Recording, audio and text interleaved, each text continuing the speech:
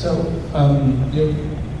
if you could go back, maybe both of you, and maybe tell a lost story of Jack, or maybe a time's passed or something that you didn't get to tell within the Amazing Issues.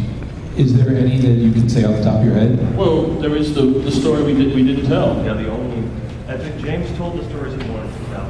I stayed as long as I could. But there's one story that is really the only one we're talking about, which is the only story that we never got to write. Literally, I was thinking, where could this take place? And literally, there was a moment, really, if you look at the book, from issue like 30-something onwards, there really isn't a place for that story. It's right before that, and around about when we used to do Robert Benetti, is when we had this idea. I had this idea that all those people that came out of the poster, remember they had been taken by the poster team.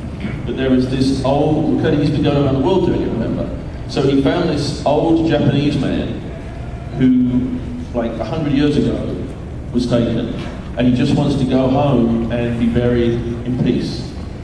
And he was terminally ill, and he was a tattoo artist, like an old school tattoo artist. So he had. That's how he and Jack met. Well, yeah, through his tattooist friend, he did all of Jack's work. So the tattooist was like, "Can you go home and make sure can you escort him back to Japan?" So then, when he gets to Japan, his property has obviously 100 years later. There was basically Jack was going to be fighting Yakuza and also Japanese mythology like ghosts and river monsters and all of the stuff and then when we in later. I mean, we always had a problem with it. Like, Paul Levitz didn't want to do it unless we introduced a new character for the DC universe, and that it didn't work. It wasn't the right thing. And then it was going to be a graphic novel. And it was going to be fully painted. Fully painted at one point. I mean, if we'd done it, it would have been pretty spectacular. And then just recently, in the past 5 years, I came to DC and said, I want to do it. And this was before James departed from DC, so was it within the past 5 years? Yeah, just about. So I called DC directly and said, I want to do that book. That was the one Starman story that the two of us didn't get to do. And I'm prepared to do it right now. I've got the window, I can step in, get my pencil, James and I can hit the ground running right now. And I actually spoke to you before I did this. James committed to doing it, and we got a flat no. I can't tell you why, but we have gotten zero cooperation from DC. I've gone back to them multiple times, telling them there's a fan base there for the book. We have a built-in audience. We don't even have to sell this. It's like printing money, which is not why we want to do it, but it's the way to convince the stiffs in the suits that you got to do this book. So it'll forever, as far as I'm concerned, it'll be known as the Lost Starman story until DC comes around and we're like 90, and I can't draw straight anymore. I can't remember. I want to do it. I want to do this so bad, but it's not even. At the moment, it's not likely at the moment. But I'm asked, and I'm sure you're asked all the time, when are we going to see Jack again? When is he going to come back and do something? And my answer is always the same. Jack's fat and happy in San Fran with his family, and he has no interest whatsoever in ever putting that costume back on. And if you ever see Starman back, especially with the two of us involved, it's going to be a story that took place back when he was still operating as Starman, as a young man. And I think that's appropriate. Yeah. I wouldn't want to see him come back for any reason. Would you really, honestly, as a Starman fan, would you really want to see him as an older guy put that shit back on? The thing also is, if you open that door, it also they'll ruin it. Yeah, that's the thing is when you close it, it's put away nicely. It's harder for them to go, oh, let's. But you can remember it fondly the way we all do. But you know what? He's as special to me and James as he is to everybody here. I mean, honestly. And we have a clause in our contract, which I believe is still good. I hope it's still good, which is a first refusal. And I really want to believe that that's why you've never seen him really in anything. Yes. Since issue 80. That was it. He didn't even make an appearance in the Shade miniseries. No, that was deliberate. Or in the that was deliberate. Blackest Yeah. Night. That extra story. That's correct. Yeah, that was Ted. But we have a clause in our contract as a first refusal, which means, if you don't know, that if they ever want to do anything with Jack, they're legally bound to come to me and James, and they have to offer it to the two of us first. And then if we pass, then they can go hire whoever they want and ruin it. So that's He's safe right now. He's safe right now. So that's really the story. There's no other story because, especially as a writer, when you put all those pieces together, and it's a pretty complicated storyline if you think about all the bits. Just you run the risk of destroying what you've done by doing anything. Wouldn't you guys really like to see James and I do that story? I mean, God, I would start tomorrow.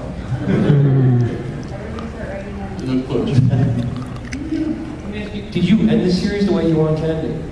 Yes. Yes, very much so. This isn't necessarily Tony, but I tried to wrap up every single little piece of it. You know, even to the point of panel telling you the fate of the prairie, which I was trying to do this time. But literally, as I was writing issue 80, I realized that the annual, where the Shade is talking to these children, of these future children, he says, should I tell you about the O'Dare that died to save Jack? And I was like, oh my God, I didn't do it. I didn't do that. Because I killed off Barry, the bad O'Dare, but I didn't do it. Luckily, I had enough pages that I came up with this whole thing with Charity and Mason O'Dare. And this is the thing about, you don't think, making her ex-lover Zatara. So there was that picture on the wall.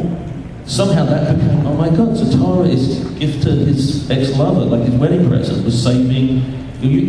Tony, in the way that it can hurt to look at when you meet an ex-girlfriend with a new boyfriend or something, Tony is quite candid that he hasn't read any Starman after the ones he's read, so he doesn't know what I'm talking about.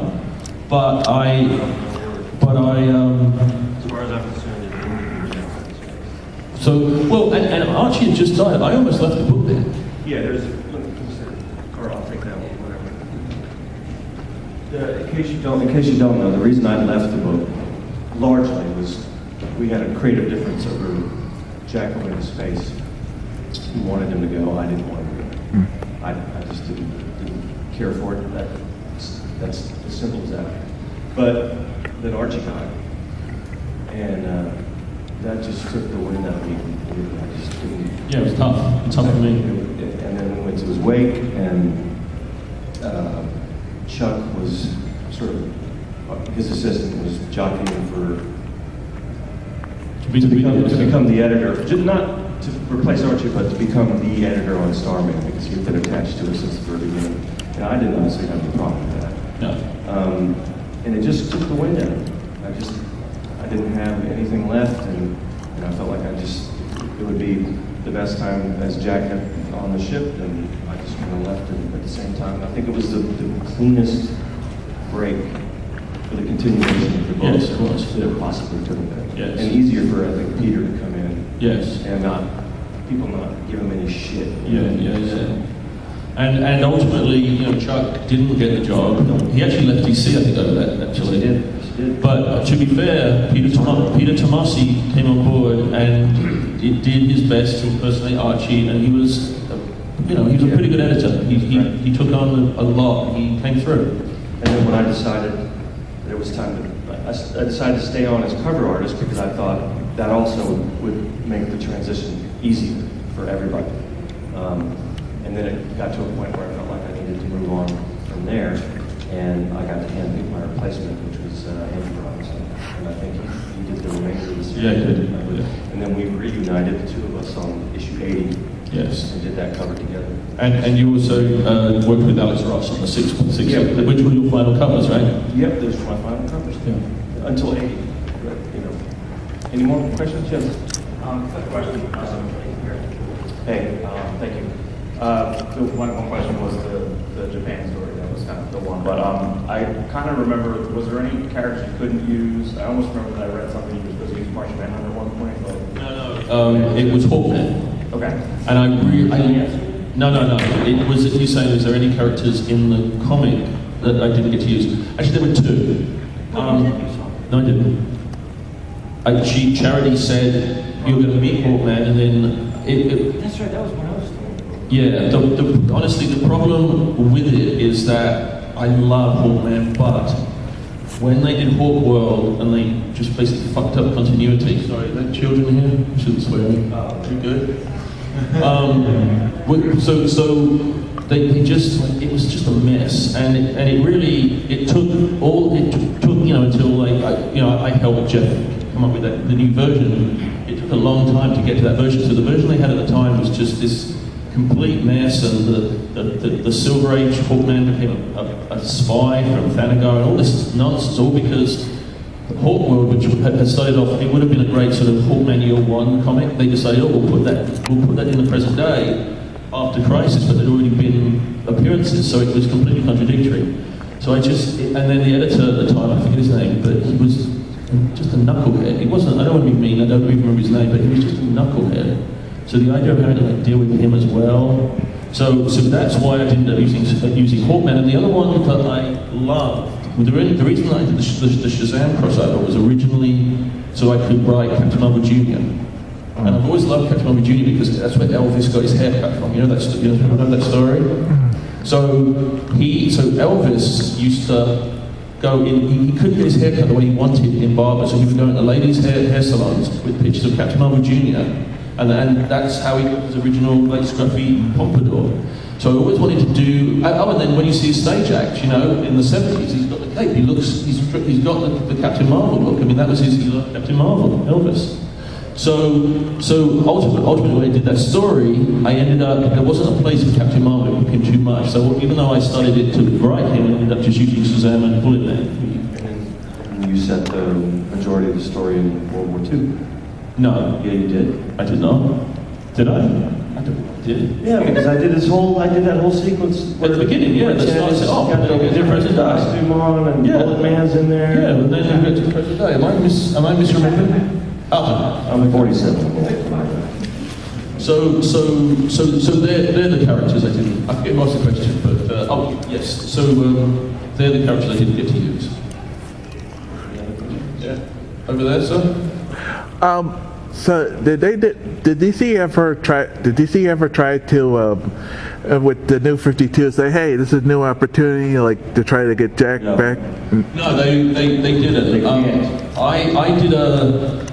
I wrote the Shade series just prior to New 52, so I had to there's about 3 pages. There's a page that Darwin Cook did where there are Golden Age characters that they originally in New 52 they didn't want any characters before 5 years ago, and then they sort of went, well, maybe there were non-superpowered characters like the Vigilante. They kind of fudged it, so I was allowed to do the Darwin Cook issue of the Shade.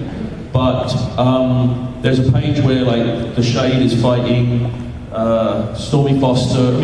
Stormy Foster and the original Flash. It's a beautiful page, and that got cut. And there are a couple of pages that Cully Hamner did in the first issue that had to be redone because of the New 52. So the Shade kind of became a New 52 character, although it isn't really. It's still a continuation of our story. But that was my first question when they called me to do covers on that. Is Jack going to be in it? Right. And obviously they said no. Yeah. So that was basically, they asked me to do that Blackest Night story, and I don't know why. I just said, yeah, I'll do it. And it, and I made sure it was all about the Shade and all about David. It was David everything, not Ted. Right.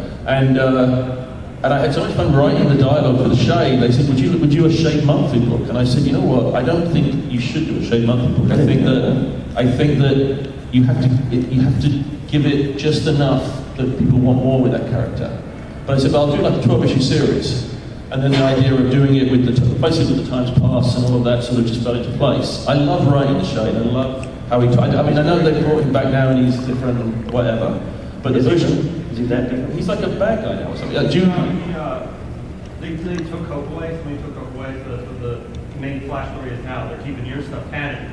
He's still with Hope, but somebody took her, so he's like evil again. He's off on a tangent. Monster somehow, which they're going to explain in the Flash run that's going on. Yeah, okay. He's off on a trip to Vegas. Yeah. So, but you know, I do love writing that character, and I'm not sure anyone will ever write as well as me. I'm sorry. I'll say it. Yes, the shape. Yeah.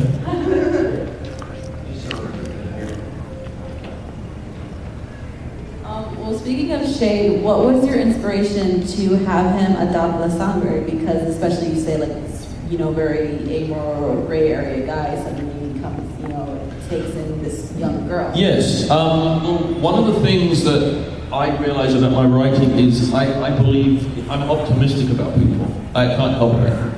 So like even for people that read Squadron Supreme, like that was supposed to be the authority of Marvel Universe, and I just couldn't do it. I started to, you know, I'm basically Hyperion. I'm doubting what I'm, you know, this isn't right, you know, in terms of the arc of that book. So even with the Shade, yes, he was immoral at the beginning, but immoral means that sometimes it means you're neither good or evil. So there is space for you to do, you know, you know, and it's like, is he a monster or is he immoral? So he's there's a baby on board. He has to do something with that baby. So he chooses to save her, you know. So that was sort of it. And you're right about it to some degree that you have to.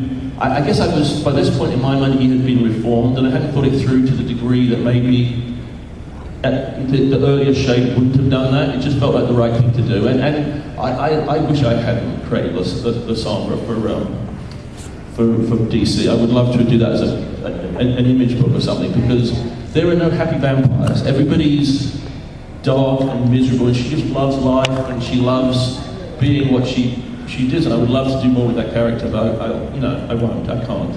But I can always come up with something almost like that. Maybe do that. You got a question, did you, sir? Or no? Maybe I...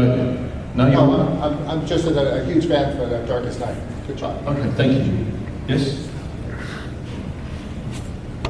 Not in regards to Jack, but another Starman. You've written a column in Justice League, and I'm going through the old issues again, and in issue 58, you actually have to meet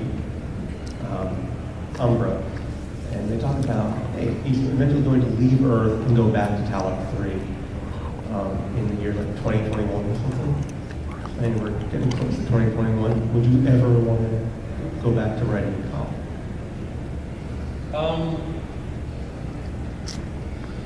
Well, yeah. I mean, that's another character that was literally nothing until I took him over.